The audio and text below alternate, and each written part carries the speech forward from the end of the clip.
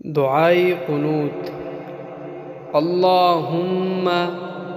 اللهم إنا نستعينك ونستغفرك ونؤمن بك ونتوكل عليك ونثني عليك الخير ونشكرك ولا نكفرك ونخلع ونترك من يفجرك.